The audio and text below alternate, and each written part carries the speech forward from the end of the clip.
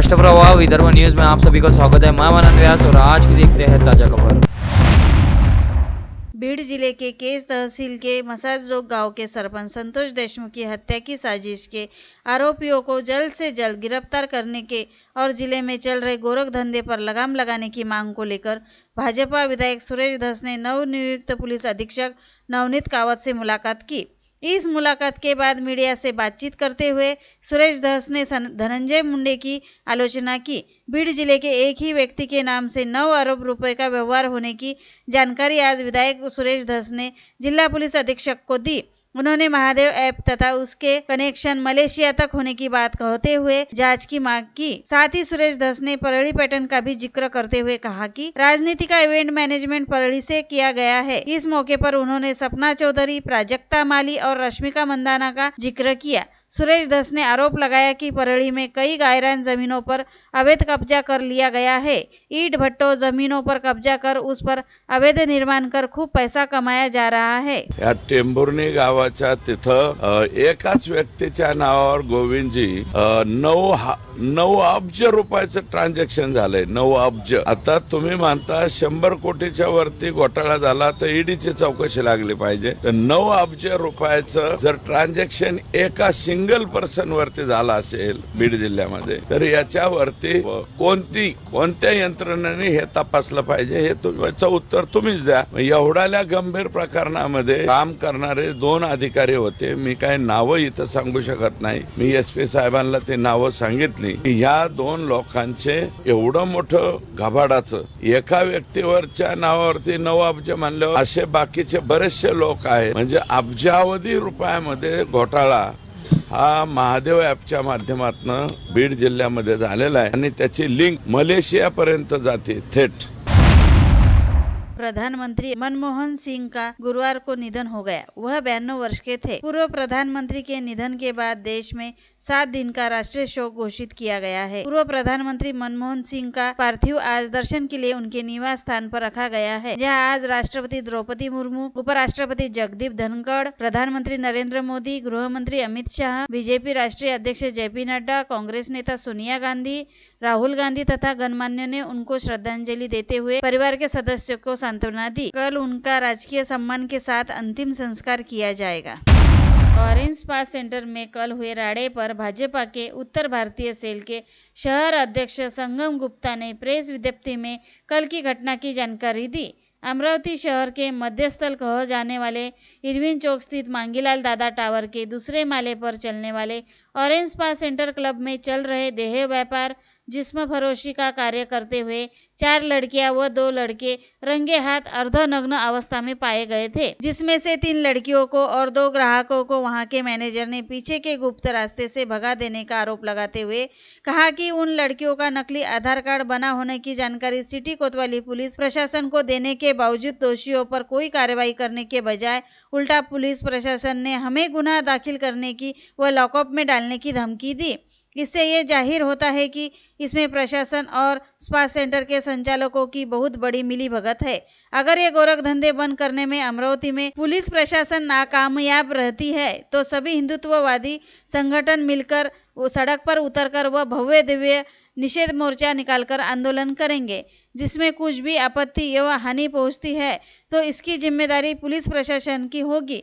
बहुत जल्द इसका पर्दाफाश करेंगे और अंबा नगरी अमरावती को इस अश्लील प्रकार के व्यापारों से मुक्त करेंगे। श्री महाकाली शक्तिपीठ के पप्पू महाराज के मार्गदर्शन में हुए आंदोलन में भाजपा उत्तर भारतीय मोर्चा अमरावती शहर अध्यक्ष संगम रमेश जी गुप्ता, हिंदू महासभा की भारतीय मोर्चा के महामंत्री सूरज गारू, कट्टर बजरंगी अंकित वर्जुरकर, कपिल पाटिल, विश्वजीत देशमुख, राहुल सिंधे एवं सभी कट्टर हिंदू धर्म रक्षक उपस्थित थे। विधायक रवि राणा ने आज मुख्यमंत्री देवेंद्र फडणवीस से मुलाकात की। इस दौरान मुख्यमंत्री ने साफ संकेत दिया कि रवि राणा को आने वाले समय में बड़ी जिम्मेदारी दी जाएगी। भेंट के दौरान अमरावती जिले में लंबित परियोजना और ज्वलंत मुद्दों पर चर्चा हुई। राणा ने बेलोरा हवाई अड्डे, PM MITRA mega textile park, Amravati Paratwada Dharni से खंडवा राष्ट्रीय राज्यमार्ग, मोर्शी में हिवरखेड़ संतरा प्रसंस्करण केंद्र और चिखलदरा में स्काई वॉक सहित अन्य लंबित विकास परियोजनाओं को पूरा करने का आग्रह किया। इस पर विदर्भ पुत्र मुख्यमंत्री देवेंद्र फडणवीस ने सकारात्मक जवाब दिया। अमरसुख बिल्डर के संचालक राजेश अमरलाल तलरेजा ने मनपा आयुक्त को निवेदन सौंपते हुए शिकायत दर्ज कराई है कि अमरावती शहर में रहने वाले किरण गुड़दे नामक व्यक्ति ने उनसे फिरौती वसूल करने हेतु उनके द्वारा 6 वर्ष पहले बनाकर तैयार की गई जानकी रेसिडेंसी नामक रिहायशी इमारत के बारे में झूठी शिकायतें दी जा रही है, जिनका हकीकत से कोई वास्ता नहीं है। बिल्डर राजेश तलरेजा ने बताया कि उन्होंने प्रोफेसर कॉलोनी में जानकी रेसिडेंसी नामक रिहायशी इमारत का निर्माण किया था, जो कुल 8 फ्लैट वाला अपार्टमेंट है और सभी 8 फ्लैट की 6 वर्ष पहले ही बिक्री हो चुकी है, जहां रहने वाले लोगों के द्वारा नियमित रूप से मनपा का कर भी अदा किया जाता है। वही किरण गुड़दे का इस अपार्टमेंट से कोई संबंध नहीं है और किरण गुड़दे उस अपार्टमेंट के आसपास वाले परिसर में भी नहीं रहते हैं, लेकिन इसके बावजूद वे उस अपार्टमेंट से कोई लेना देना नहीं रहने पर भी जानकी रेसिडेंसी को लेकर मनपा में झूठी शिकायतें दर्ज कराते रहते हैं, जबकि नियम अनुसार किसी भी इमारत के बारे में किसी तृतीय पक्ष की शिकायत दर्ज कराने का कोई अधिकार नहीं है, परंतु लोगों से फिरौती वसूल करने का ही मुख्य उद्देश्य रख अमरसुख बिल्डर्स से 5 लाख रुपए की फिरौती वसूल करने की नीयत से ब्लैकमेलिंग की जा रही है। साथ ही साथ किरण गुड़दे के दबाव में आकर राजेश तलरेजा ने इससे पहले उसे लाखों रुपए भी दिए हैं, क्योंकि किरण गुड़दे ने उन्हें जान से मार देने की धमकी दी थी। अमरसुख बिल्डर के संचालक राजेश तलरेजा ने अपनी शिकायत की प्रतिलिपि शहर पुलिस आयुक्त एवं मनपा उपायुक्त को भी सौंपी है तथा किरण गुड़दे के खिलाफ तुरंत कड़ी से कड़ी कार्रवाई करने की मांग उठाई है, जिसके बाद पुलिस इस प्रकरण में क्या कार्रवाई करती है, यह देखना होगा। नागपुर के रामझूला हिट एंड रन मामले के मुख्य आरोपी रितिका मालू को सीआईडी के अधिकारी मदद कर रहे हैं, इसलिए रितिका को जमानत मिल गई। जनता फाउंडेशन के अध्यक्ष जिशान सिद्दीकी ने एक प्रेस कॉन्फ्रेंस में चेतावनी दी कि अगर सीआईडी के तहसील थाने और आरोपियों को बचाने की कोशिश करने वाले और सबूत नष्ट करने वाले जांच अधिकारी के खिलाफ मामला दर्ज नहीं किया तो सीआईडी के खिलाफ अदालत की अवमानना की याचिका दायर की जाएगी। इस मौके पर दोनों मृतक युवकों के परिजन मौजूद रहे। रितिका मालू और माधुरी सारडा ने शराब के नशे में अपनी कार चलाई और रामझूला पर दोपहिया वाहन पर सवार आतिफ और हुसैन को टक्कर मार दी। टक्कर में दोनों की मौके पर ही मौत हो गई थी। मसाजोग के सरपंच संतोष देशमुख की हत्या के निषेध में आज लातूर जिले के रेनापुर में सर्वपक्षीय भव्य मोर्चा निकाला गया, जिसमें हजारों की संख्या में लोगों का सहभाग रहा। इस अवसर पर मृतक संतोष देशमुख की बेटी ने भावुक होते हुए कहा कि हम पर जो समय आया वह किसी पर भी नहीं आना चाहिए। जनता से परिवार के साथ खड़े रहने की अपील करते हुए सरकार से न्याय की मांग की। कल भीड़ में घटना के विरोध में मूक मोर्चे का आयोजन किया गया है।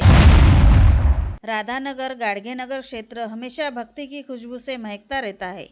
यहाँ का धार्मिक वैभव ही इस क्षेत्र की प्रतिष्ठा है और यहाँ की भक्ति एवं सेवा कार्यों का ऋण दूर दूर तक फैला हुआ है।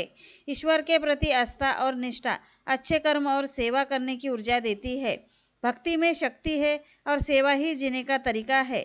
उक्त विचार अमरावती की विधायक सुलभा खोड़के ने रखे। श्री विठ्ठल रुक्मिणी मंदिर चैरिटेबल ट्रस्ट सदिच्छा कॉलोनी विनायक नगर की ओर से 20 दिसंबर से 27 दिसंबर 2024 तक आयोजित श्रीमद् भागवत एवं अखंड हरिनाम सप्ताह का समापन पालकी यात्रा एवं महाप्रसाद से के साथ हुआ।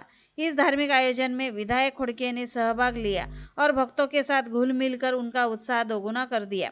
हरिभक्त पारायण भगवताचार्य श्री पंकज महाराज पोहोकर के भजन पूजन कीर्तन के बीच श्री की पालकी को अपने कंधों पर उठाकर भव्य पालकी यात्रा सहभाग लिया। और लेटेस्ट न्यूज देखने के लिए राष्ट्रप्रवाह चैनल को लाइक और सब्सक्राइब कीजिए।